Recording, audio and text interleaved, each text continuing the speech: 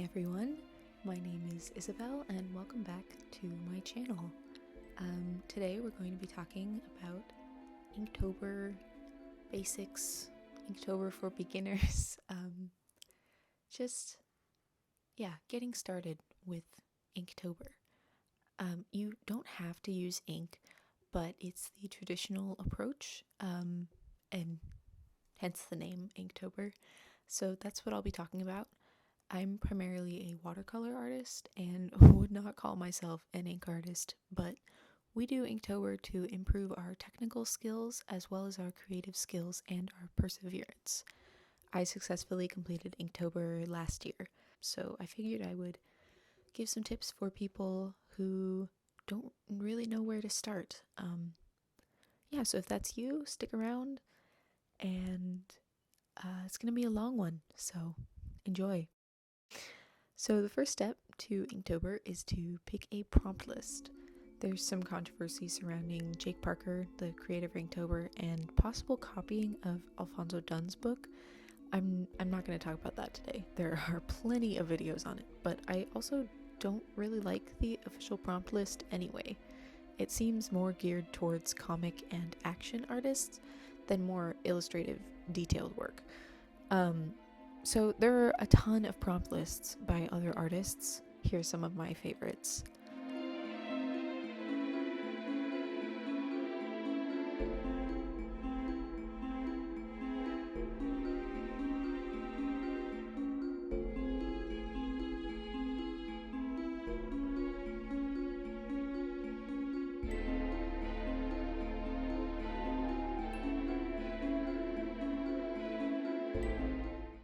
I used Nicholas Towers' list last year, and this year it will be my main list, although some days I might switch things up, because sometimes a prompt just doesn't really speak to you, and it's totally okay to pick a different one or even just draw whatever you feel like.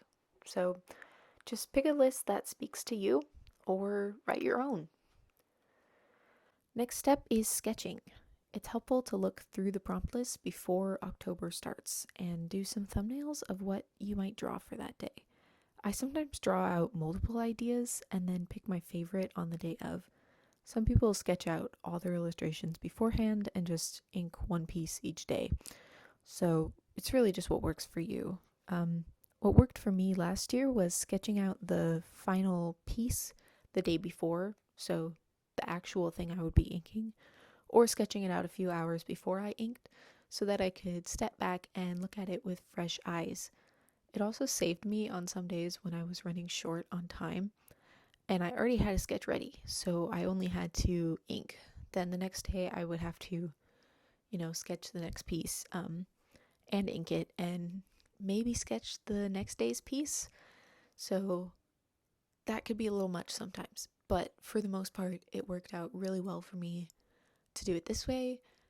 But if you're planning to do super intricate detailed pieces, it might work better for you to draw out a couple sketches ahead of time or even the entire month. Inktober is a lot of work, and part of it is taking care of yourself and doing little favors for your future self, like sketching out the piece beforehand. There are a lot of materials you can use to ink. Pens, brushes, markers, etc. So let's go over some of the most common ones. This category covers pens like Microns, common writing pens, and any pen with a hard tip. I'm putting ballpoint pens in a different category because they behave differently.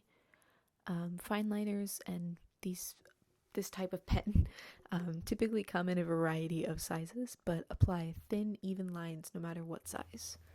What I mean is there's not a huge difference in the sizes. They're all pretty thin, but there is variation that you can see. These are best for detailed hatching work, focused on tone and some aspect of realism and detail.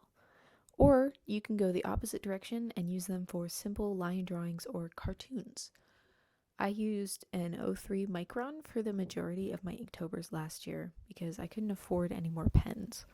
If you can only get one new pen, I'd suggest a smaller pen like a 005 because the O3 was a similar size to black writing pens I already had, and so I wasn't able to get very much variation in my line widths.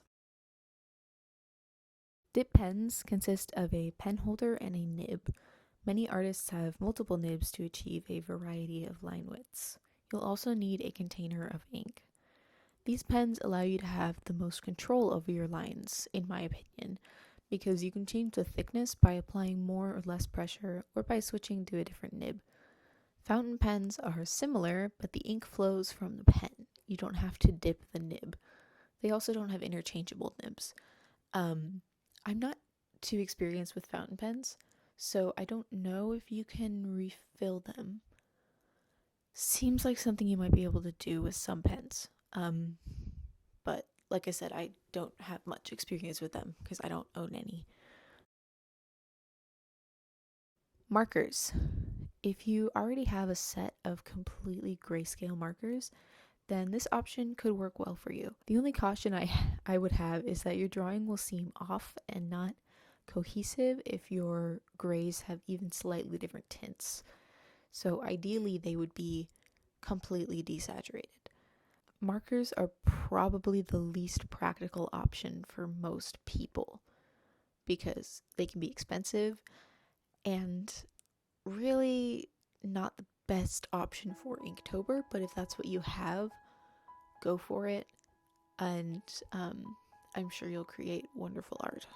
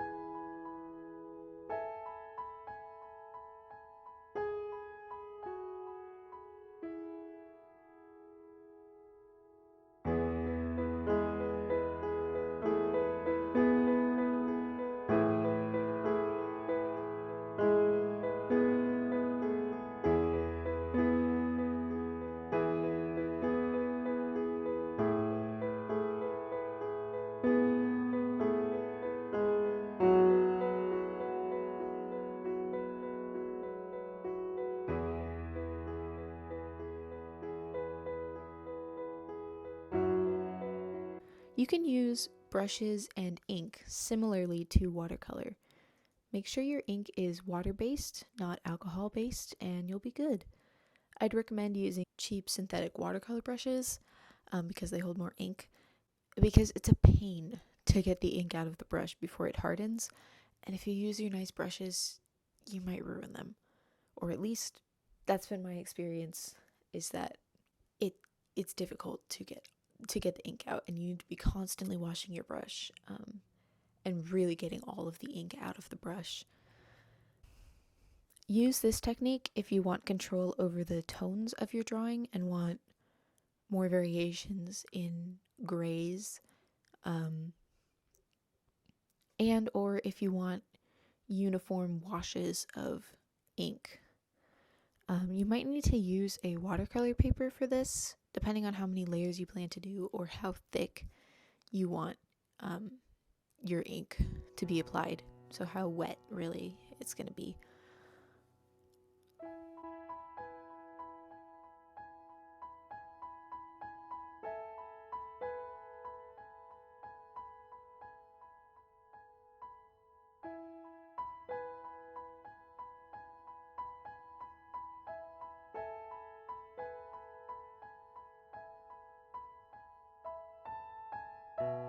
Ballpoint pens, especially slightly dry ones, are great if you want to go straight in with ink and want a sketchy gestural look.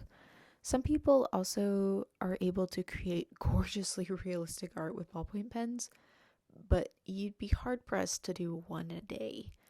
I like using these when sketching, and I think they'd be super fun for a laid back Inktober. Quick note here, you can mix and match any of these methods to achieve your desired outcome. They're just different ways of applying ink. And a lot of people will mix, ink washes with fine liners, for example, or markers and dip pens. It's really up to you. And like I've said before, you don't have to use ink even. So have fun. All right, some inking tips now. Once you know your materials, you want to start with a sketch. Ink is permanent. You really can't go back, and you always have to roll with your mistakes. While it can be super fun to sketch in ink, it would be much harder to do a full illustration straight with ink. Be sure to be intentional with your mark making, because every line changes the entire drawing. Make sure your lines follow the form if you're using a hatching method. It has been really helpful for me to practice drawing around the form of various abstract shapes. So, like, make a squiggly shape and then make it 3D. You can also do this with spheres at first, just to get a sense of how to make all of your lines work cohesively, and make a form 3D. It can also be helpful to include a few directional lines in your sketch so you don't get confused while you ink. So just having a few pencil marks that show the direction that you're going to be hatching, if you're doing a hatching method, can really help you so that you don't make a mark and then look back at it and realize that it was going completely the wrong direction or doesn't make sense. Also, studying the works of ink artists that you admire, or even just going on Instagram and using the hashtag pen and ink, you'll find a lot of great artists. And also watching time-lapse videos from those artists can help you get a sense of how to angle your lines and how long they should be, and even how to create different textures. There's some really amazing artists that create gorgeous illustrations. Alice Cow illustration comes to mind. Alphonso Dunn, August Lamm, like all these people, amazing artists, and I would definitely recommend checking them out. I will have their links in the description. Side note, you don't have to do a full illustration each day. The important thing is that you draw throughout the month, and usually each day, although even that is flexible. Just make sure that your goals are clear before you start so that you know what you're getting into. You could do 2 watercolor paintings a week and still complete Inktober. The goal is just that it's more challenging than your usual schedule of art making. It's just focusing for a month on your art and trying to improve. The most important part of Inktober is to have fun and create art. I promise you that by the end of the month, you will have improved significantly. Be patient and don't give up. You've got a whole community rooting for you. You can do this. And that ends my Inktober beginner's guide tips and tricks. If it was helpful, leave a like or comment. And I'd love to see you stick around, and I will see you next week. Bye.